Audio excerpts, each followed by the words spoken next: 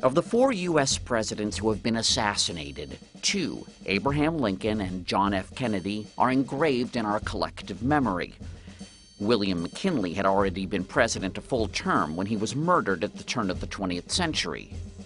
But James A. Garfield, in office less than 4 months when he was shot in 1881, is for most Americans an historical footnote. And that, says author Candace Millard, is a great shame.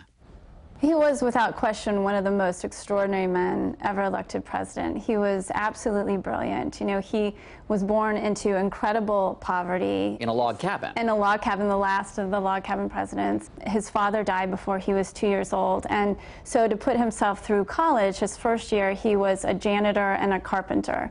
By his second year, they made him assistant professor of literature and ancient languages. By the time he was 26, he was this college's president. It was just one of these astonishing things. He just had an off-the-charts mind. His loss is all the more heartbreaking, Millard writes in her recent book, because Garfield didn't need to die, even after he was shot. A Civil War hero and 9-term congressman, Garfield was drafted by fellow Republicans to run for president, an office he never sought. He called the presidency a bleak mountain. He knew that it was going to be a very difficult and lonely position to be in. And, you know, this is the height of the spoils system.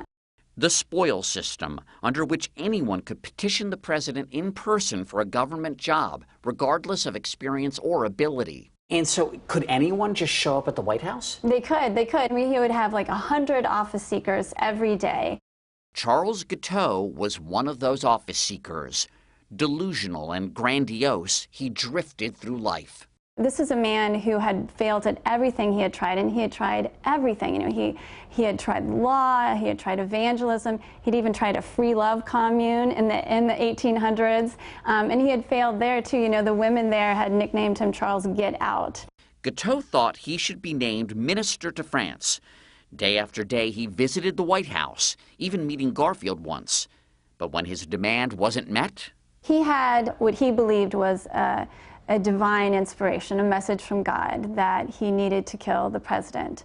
And you know, this is 16 years after Lincoln's assassination, but there's still no Secret Service protection. On July 2nd, 1881, the president was scheduled to travel by train from D.C. to Massachusetts. And so Guiteau woke up early that morning, and he went to the train station, and he had his shoes shined, and he was ready with his gun and his papers. Shoes shined? Yeah, because he was very aware of the attention he would be receiving. The president, along with 2 of his sons, arrived at the station. So they walk in, Garfield takes just a few steps, Guiteau steps out of the shadows and shoots him twice, once in the arm and once in the back. But the gunshot is not fatal. It's not. It doesn't hit his spinal cord. It doesn't hit any vital organs. Within minutes, doctors converged on the fallen president, using their fingers to poke and prod his open wounds. 12 different doctors inserted unsterilized fingers and instruments in Garfield's back, probing for this bullet. And the first examination took place on the train station floor. I mean, you can't imagine a more germ-infested environment. American doctors at the time didn't believe germs existed at all. And according to Dr. Jeffrey Resnick of the National Library of Medicine, they rejected the use of antiseptics pioneered by Joseph Lister, for whom Listerine would later be named. Lister, an Englishman, embraced this theory in the early 1860s based upon the fact that it's germs that cause disease. American doctors did not believe in the Listerian theory because they subscribed to the miasma theory. Bad air caused disease and illness, not germs. Germs you couldn't see. On the scene at the train station, cabinet member Robert Todd Lincoln. Present at his father's death 16 years before, he would also witness the murder of McKinley 20 years later. Of the 4 presidential assassinations, he was there for 3 of them. A pretty ghoulish distinction. That's right. It's unfortunate. It was Lincoln who summoned Dr. D. Willard Bliss. The D stood for doctor, his actual first name. And Bliss was a uniquely arrogant and ambitious man, and he just took charge. There would be no second opinions. For an excruciating 80 days, made even worse by the sweltering Washington summer, Garfield suffered stoically as his condition worsened. He is riddled with infection at this point. He has these abscesses all through his body. And he was starving to death. Unable to keep down the sumptuous meals he was being fed, the president's weight plunged from 210 pounds to 130. In a panic to find the bullet still lodged in Garfield, Bliss called on Alexander Graham Bell. Yes, that Bell, the inventor of the telephone. Bell's task?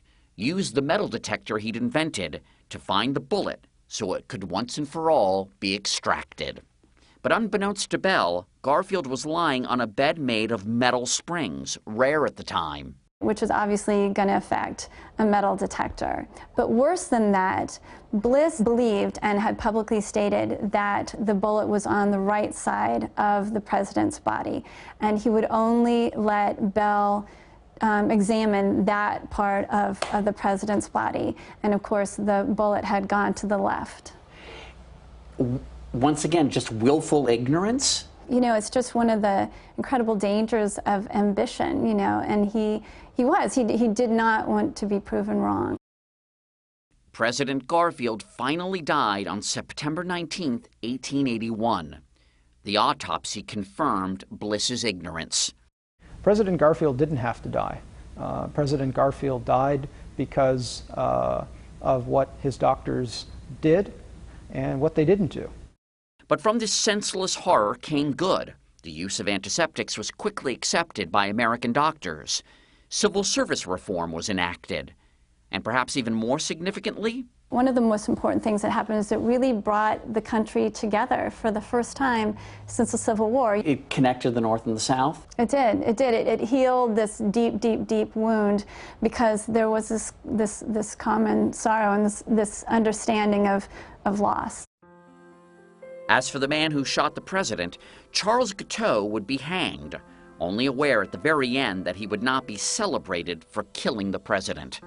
There's a quote in your book from Guiteau where he says something like, "It's the doctors that murdered Garfield." That's right. He says, you know, yes, I shot him, but his doctors killed him. This insane person actually says something sane. That's right. And it's true. Unfortunately, it's absolutely true.